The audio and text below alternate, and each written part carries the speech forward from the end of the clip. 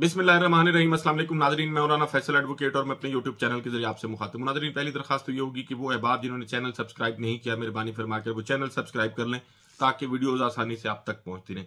नाज़रीन, आज बड़ा एक अहम केस ज़ेर समाअत है इस्लामाबाद हाई कोर्ट में, जिसमें इमरान खान और शाह महमूद कुरैशी को साइफर केस में जो सजाएं सुनाई गई थी उसकी अपीलें ज़ेर समाअत थी। दरख्वास्त जमानतें भी और मुअत्तली की दरख्वास्त जो थी सजा पर वो भी आज शामिल थी। कल भी इसमें सलमान सफदर साहब जो थे, इमरान खान साहब के वकील, उन्होंने आर्गूमेंट्स किए थे और आज भी उन्होंने एक किस्म का सर्जरी करके रख दी है सारे साइफर केस की। बुनियादी तौर पर ये वो केसेस हैं जो इमरान खान साहब को जेल में डालने के लिए, उनकी पार्टी को तोड़ने के लिए, उनको इंतखाबात से बाहर करने के लिए बनाए गए थे उन पर। तो कल की मैंने वीडियो में अर्ज किया था कि जो साइफर है बुनियादी तौर पर इसका फैसला क्या होने जा रहा है या क्या होगा, उस पर बात करने से पहले ये जरूरी है कि समझ लिया जाए कि साइफर केस में लगाया गया इल्जाम क्या है। बुनियादी तौर पर उसमें इल्जाम ये लगाया गया है कि इमरान खान साहब ने बैरून मुल्क से आने वाले एक डॉक्यूमेंट की बुनियाद पर उसको ट्विस्ट किया, अपने सियासी मकासद के लिए इस्तेमाल किया। बनी गाला में एक मीटिंग की 28 तारीख को, और 28 तारीख को उस मीटिंग में शाह महमूद कुरैशी साहब ने भी उनकी मुआवनत की। वहां इस साइफर को सियासी मकासद के लिए इस्तेमाल करने का मंसूबा बनाया गया। इस साइफर को पब्लिक करने से पाकिस्तान के दोस्त ममालिक के साथ ताल्लुकात खराब हुए। फिर इस साइफर को पब्लिक करने से यह भी हुआ कि उसकी जो सिक्योरिटी का सिस्टम है सारा, वो भी मुतासर हुआ। इमरान खान साहब ने गैर कानूनी तौर पर साइफर जो है वो अपने कब्जे में रखा और फिर उनसे गुम भी हो गया। ये इल्जामात थे बुनियादी तौर पर जो साइफर केस में थे। कल की वीडियो में मैंने डिटेल से बात की है, उस पर जो सलमान सफदर साहब ने आर्गूमेंट्स किए हैं। आज जब ये केस शुरू हुआ तो chief justice Aamir Farooq Islamabad high court के जो चीफ जस्टिस हैं वो और मियां गुल हसन औरंगजेब पर मुश्तमिल ये बेंच है जो इसकी समाअत कर रहा था। आज इसमें सलमान सफदर साहब और उनके साथ जो है वो दीगर लोग पेश हुए। इसमें FIA के जो स्पेशल प्रोसिक्यूटर है हामिद अली शाह साहब वो भी इसमें मौजूद थे। इमरान खान साहब की बहनें अली मोहम्मद खान और दीगर पाकिस्तान तहरीक इंसाफ से ताल्लुक रखने वाले वो लोग भी मौजूद थे। तो आज एक किस्म की सर्जरी की है इस केस की और उड़ा के रख दिया इस केस को। आज सलमान सफदर साहब ने, बैरिस्टर सलमान सफदर जो है, उन्होंने 12 अक्टूबर 2022 की कंप्लेंट जो है वो अदालत के सामने पढ़ी। यानी इस केस के हवाले से जो कंप्लेंट फाइल की गई थी सेक्रेटरी जो दाखिला है उनकी जानिब से, तो उन्होंने कहा कि जी ऑफिशियल सीक्रेट एक्ट के तहत उस वक्त के सेक्रेटरी दाखिला ने ये कंप्लेंट दायर की। 5 अक्टूबर 2022 को किसने इंक्वायरी शुरू की, यानी ये 12 अक्टूबर को ये कंप्लेंट फाइल की जा रही है और इसकी इंक्वायरी जो है वो उससे 7 दिन पहले शुरू होगी। तो इस हवाले से कोई दस्तावेज जो है वो अदालती रिकॉर्ड पर नहीं है। और फिर उन्होंने ये भी कहा कि अगर कोई ऐसी दस्तावेज ही अदालती रिकॉर्ड पर नहीं है तो ये केस जो है वो इससे खत्म हो जाएगा। और फिर उन्होंने ये भी कहा कि जी during course of cross examination जो इस केस के तफ्तीशी ऑफिसर थे, इन्वेस्टिगेशन ऑफिसर, उन्होंने कहा कि जी 5 अक्टूबर को जो इंक्वायरी है वो DG FIA के कहने पर शुरू की।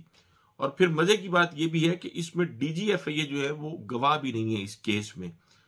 तो फिर इस पर मियां गुल हसन औरंगजेब साहब जो हैं उन्होंने सवाल किया कि क्या वजारत दाखिला ने DG FIA को इंक्वायरी का कहा था।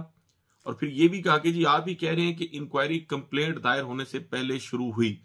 तो सलमान सफदर साहब ने जवाब दिया कि जी बिल्कुल इसी तरह हुआ, और अगर ऐसा हुआ है बल्कि और ऐसा हुआ भी है तो ऐसा होने से पूरा स्ट्रक्चर जो है वो स्ट्रक्चर ही मुनहदम हो जाएगा। और फिर उन्होंने ये भी कहा कि जी जितने केसेस जो है बानी PTI के खिलाफ आए हैं वो आउट ऑफ द बॉक्स आए हैं। तोशा खाना केस है, साइफर केस है, इद्दत में निकाह का केस का फैसला जो है वो भी इसी तरह आया है। तो फिर चीफ जस्टिस साहब ने कहा कि जी ये व्हाइट कॉलर केस नहीं है और ना ये मर्डर की तरह का केस है, ये मिक्स हाइब्रिड केस है। तो सलमान सफदर साहब ने कहा कि जी ये रियासत के खिलाफ जुर्म का केस है।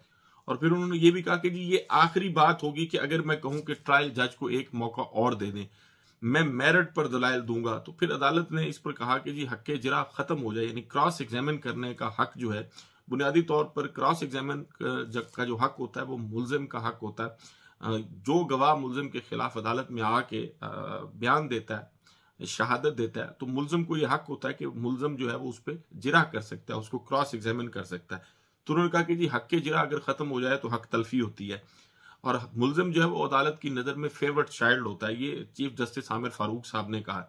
और फिर उन्होंने ये भी कहा कि जी शाम के ट्रायल की क्या हैसियत होगी, इस हवाले से भी पूछेंगे। क्या बेचैनी थी कि रात को 10-10 बजे तक जो है वो भी ट्रायल हो रहा था। अब ये इस सादगी पे कौन न मर जाए ऐ खुदा, लड़ते हैं और हाथ में तलवार भी नहीं।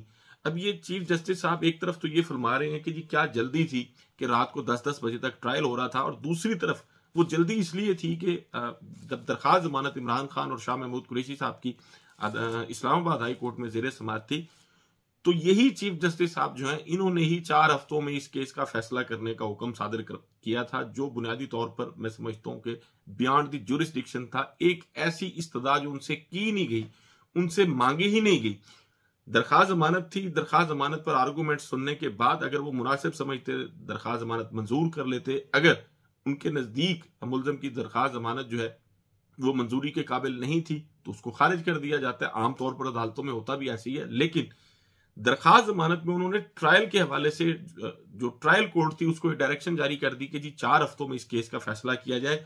और अब फिर पूछ रहे हैं कि जी क्या बेचैनी थी, तो वो बेचैनी जो है वो आमिर फारूक साहब आपका ऑर्डर था, और आप कितनी सादगी और भोलपन से पूछ रहे हैं कि जी बेचैनी क्या थी, तो बेचैनी जो है वो आपका ऑर्डर था।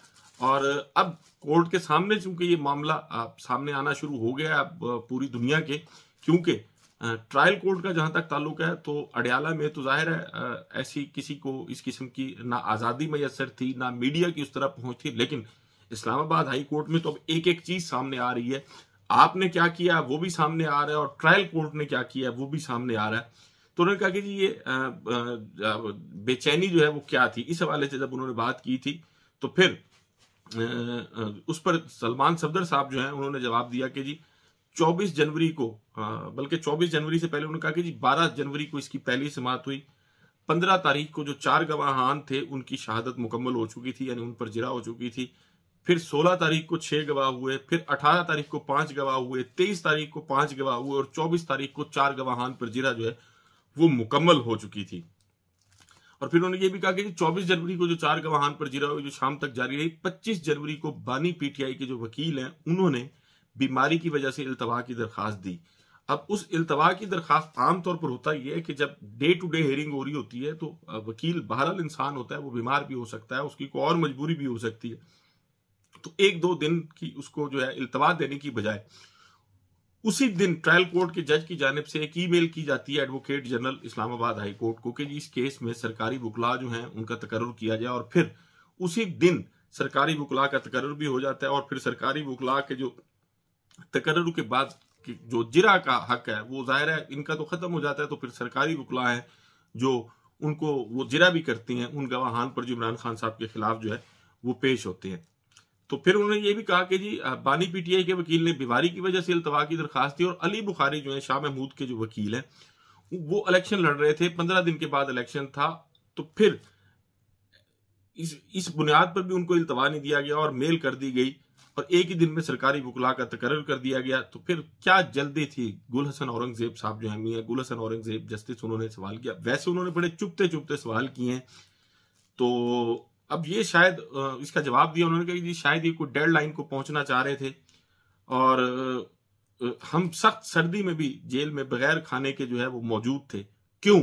इस पर जो मियां गुल हसन औरंगजेब साहब हैं उन्होंने सवाल किया। तो उन्होंने कहा जी इस क्यों का तो हमारे पास कोई जवाब नहीं है। तो फिर इस पर चीफ जस्टिस साहब ने कहा कि आर्टिकल 10A के मुताबिक फेयर ट्रायल के तकाजे पूरे करना जरूरी है, एक दिन में हर। तो फिर इस पर जवाब दिया उनके सलमान सफदर साहब ने, उन्होंने कहा कि जी एक दिन में हर आधे घंटे के बाद ट्रायल कोर्ट जो है वो वार्निंग देती थी, और जज साहब जो है वो अपने फैसले के पैराग्राफ नंबर 2 में लिखते हैं कि जी हाई कोर्ट की डायरेक्शन की वजह से जल्दी फैसला किया, हालांकि हाई कोर्ट की डायरेक्शन खत्म हो चुकी थी। और फिर सलमान सफदर साहब ने यह भी कहा कि जी इस एक्ट की वजह से जो जज साहब हैं वो सर्विस के लिए फिट नहीं है, और अगर मैं ये कहूं कि ये इस्लामाबाद की तारीख का मुतनाज़ा तरीन ट्रायल था तो अजीब नहीं होगा। हमें कोर्ट ऑर्डर की कॉपीज नहीं मिलती थी, 2 या 3 दिन के बाद जो है वो कॉपीज मिलती थी। 2 दफा इस केस का ट्रायल जो है वो मियां गुल हसन औरंगजेब साहब ने जो है वो कलअदम भी करार दिया, लेकिन फिर भी फर्क नहीं पड़ा। अब बुनियादी तौर पर जो चूंकि इस केस में जो कुछ हुआ, आमिर फारूक साहब की जानिब से जिस किस्म के रिमार्क्स आए हैं और जिस किस्म के ऑर्डर्स आते रहे हैं पहले बेल एप्लीकेशन में, तो वो अब प्रोसिक्यूशन की कोशिश यही है, और कोर्ट का जिस तरह अगर साबका किरदार सामने रखा जाए तो महसूस यही होता है कि इस केस को शायद ट्रायल के लिए भेजा जाएगा। लेकिन अब कानून की मंशा जो है वो बिल्कुल ये नहीं है। कि अगर किसी शख्स के खिलाफ 2 दफा ट्रायल जो है वो कलअदम करार हुआ और फिर तीसरी दफा जो है वो भी जज को मौका दे दिया जाए कि जी आप इस केस पर हाथ सीधे कर लें उस जज पर या किसी और जज पर, तो मैं ये समझता हूँ ये इंतहाई आला सतह की अदालती बदयांती और जानिबदारी की एक मिसाल होगी जो शायद दुनिया की तारीख में आज तक ऐसा ना हुआ हो कि एक केस जिसमें 2 दफा ट्रायल कोर्ट को अपनी गलतियां ठीक करने का मौका दिया गया, लेकिन ट्रायल कोर्ट ने अखीर ढिठाई और बेशर्मी का मुजाहरा करते हुए इंसाफ के जो बुनियादी असूल हैं उनको रौंदते हुए एक मखसूस किसी शख्सियत या किसी इदारे के कहने पर पाकिस्तान का जो सबसे मकबूल लीडर है उसको और फिर उनके वजीर खारजा को सजा सुनाई और अब फिर ये कोशिश की जा रही है कि ये ट्रायल जो है वो दोबारा से भेज दिया जाए ताकि वो लेकुनाज या वो फ्लाज जो इस केस के अंदर मौजूद हैं उनको एक दफा से फिर जो है वो पूरा कर दिया जाए और ताकि उनको लंबे अरसे के लिए जेल में रखा जा सके। बुनियादी तौर पर कोर्ट जो है वो फ्रीक नहीं होती, अदालत का काम फ्रीक होना नहीं है और फिर अदालत जो है उसका ये भी काम नहीं है कि वो प्रोसिक्यूशन को मौका दे कि जी आप अपनी गलतियों को दुरुस्त करते रहें और मुलजम जो है वो जेल में पड़ा रहे। मैं अगर इस्लामाबाद हाई कोर्ट की जानिब से ऐसा किया जाता है फैसला कि जी इस केस को वापस जो है वो ट्रायल कोर्ट भेजा जाए, तो मैं ये समझता हूँ कि ये इंसाफ के उस ताबूत में आखिरी कील होगी जो पाकिस्तान में इंसाफ का जनाजा निकल चुका है, उस जनाजे के ताबूत में ये आखिरी कील होगी। पाकिस्तान में जितनी अदालती नाइंसाफियां और बदयांतियां इन 2 सालों में नजर आई हैं, पाकिस्तान की 76-77 साल हिस्ट्री में आज तक ऐसा नहीं हुआ। पाकिस्तान की अदालतें पाकिस्तान के लोगों को इंसाफ फराहम करने के लिए बुनियादी तौर पर जिम्मेदार हैं, लेकिन अगर लोगों को इंसाफ फराहम नहीं किया जा रहा तो फिर अदालतें जो हैं वो मैं समझता हूँ इसमें बराबर की ना सिर्फ शरीक भी हैं बल्कि मैं मुजरिम का लफ्ज इस्तेमाल करूंगा इंतहाई माजरत के साथ अगर किसी दोस्त को ये मेरी बात बुरी लगे। तो फिर आज इस केस की समाअत जो है वो कल तक मुलतवी कर दी गई है और उसमें एडवोकेट जनरल इस्लामाबाद को जो नोटिस जारी कर दिया गया क्योंकि वो सरकारी वकला का जो तकर्रुर है वो उनको मेल के बाद किया गया था और फिर वो नाम उन्होंने दिए थे, तो फिर कोर्ट की जानिब से ये भी पूछा जाएगा कि उनकी स्टैंडिंग क्या थी जिन वकला को एंगेज किया गया। अब एक ही दिन में ये सारा प्रोसेस हुआ है जो फेयर ट्रायल की जहां तक बात की जाती है आइन के मुताबिक, तो इस केस में जो है वो फेयर ट्रायल इमरान अहमद खान न्याजी को जो है और शाह महमूद कुरैशी साहब को मैसर नहीं था। अगर कानून और इंसाफ की बात की जाए तो ये केस जो है बरीयत का केस बनता है। दूसरी तरफ अदालतों के आप यानी वो डबल स्टैंडर्ड देखें कि हसन नवाज और हुसैन नवाज वो आज से 3-4 दिन पहले पाकिस्तान में आए हैं और आज उनको जो 3 रेफरेंसेस थे नैब रेफरेंसेस, फ्लैगशिप केस, अल अजीजिया और एवनफील्ड, उन तीनों से बरी कर दिया गया। यानी 3-4 दिन के अंदर अंदर 3 केसेस में पहले उनके अब्बा जी जो थे कायदे मोहतरम उनको भी इसी तरह बरी किया गया और आज उनको भी बरी कर दिया गया। लेकिन उसके साथ साथ दूसरी तरफ देखें कि इस्लामाबाद की ही इंसदाद दहशतगर्दी की अदालत ने अली अमीन गंडापुर के non bailable warrant of arrest जो है वो जारी किए और ये ऑर्डर किया है कि जी उनको 2 तारीख को पेश किया जाए। 9 मई के वाकयात से मुतल्लिक जो केसेस थे उन केसेस में यह वारंट जारी हुए हैं और सिर्फ अली अमीन गंडापुर के नहीं हुए, इसमें शबीर अमान, राजा बिशारत, शिबली फराज, मुसर्रत जमशेद चीमा, सदाकत अब्बासी और ये इस तरह के दीगर लोग जो हैं उनके भी वारंट ऑफ अरेस्ट जो है वो जारी किए गए। और क्या अब पुलिस जो है वो उसी तरह चढ़ाई करेगी जिस तरह बनी गाला और जमान पार्क पर चढ़ाई की जाती रही है, या इस केस में थोड़ा सा मुख्तलिफ पैमाना होगा? मेरा ख्याल है कि अब चूंकि वो वज़ीर आला हैं खैबर पख्तूनख्वा के, तो शायद ये प्रैक्टिस ना की जाए जो प्रैक्टिस जमान पार्क में की गई थी। और दूसरी तरफ जो है नाज़रीन एक और बड़ी अफसोसनाक खबर सामने आई है, वो ये कि परवेज इलाही साहब जो है आज उनकी तरफ से एक सुप्रिटेंडेंट जेल की जानिब से एक रिपोर्ट पेश की गई कि जी वो 17 मार्च को वॉशरूम में गिरे हैं और उनका फ्रैक्चर भी हुआ है, वो इसलिए उनको अदालत जो है वो पेश नहीं किया जा सकता।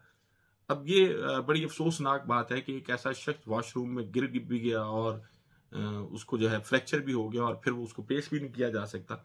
फ्रैक्चर हो भी सही तो स्ट्रेचर जो है वो मौजूद होता है, स्ट्रेचर पे भी पेश कर दिया जाता है और फिर अदालतें ये भी कहती हैं कि जी जिस हालत में भी वो मुलजम को पेश किया जाए। तो बहरहाल इसकी इंक्वायरी होनी चाहिए कि परवेज इलाही साहब जो हैं उनके साथ दरहकीकत हुआ क्या। चूंकि इंतखाबात अब जो होने जा रहे हैं उसमें भी उनकी तरफ से दरखास्तें आई हैं और उन्होंने ये एतराज़ भी किया कि जो उनकी दरख्वास्त जमानत जो है दरख्वास्त जमानत जो है वो कागजात नामजदगी उनके नहीं लिए जा रहे, आरओ ऑफिस में उनके लिए मसाइल पैदा किए जा रहे हैं इलेक्शन कमीशन की वाज़ेह हिदायत के बावजूद। और फिर जब ये खबर सामने आ रही है कि परवेज इलाही साहब जो हैं उनका फ्रैक्चर हो गया। तो मैं समझता हूँ ये कुछ ना कुछ इसमें गड़बड़ यकीनन है और इसकी इंक्वायरी होनी चाहिए कि दर हकीकत परवेज इलाही साहब के साथ हुआ क्या है। वफा की तारीख रकम की है चौधरी परवेज इलाही साहब ने। वो लोग जो ये गुफ्तगू करते थे कि जी ये एस्टेब्लिशमेंट के आदमी और इमरान खान साहब को सबसे पहले यही छोड़ेंगे, तो मैं ये समझता हूँ उन सब के जो है मुंह पर एक किस्म का तमांचा रसीद किया है चौधरी परवेज इलाही साहब की इस्तकामत ने। और पाकिस्तान में इस किस्म की सियासी इस्तकामत की मिसालें जो है वो बहुत कम है और चौधरी परवेज इलाही साहब यकीनन इस पर खराज तहसीन के मुस्तहिक हैं। लेकिन कंपनी जो है उसमें बैठे हुए जो सरकारी दिमाग है 12 जमाती है, वो पता नहीं इस मुल्क को कैसे चला रहे हैं, इस मुल्क को कैसे चलाना चाहती हैं। अब तक की उनकी जो तमाम तर प्लानिंग थी वो फेल हुई है। 8 फरवरी को लोगों ने एंटी एस्टेब्लिशमेंट वोट जो है वो पाकिस्तान की तारीख में पहली दफा कास्ट किया है।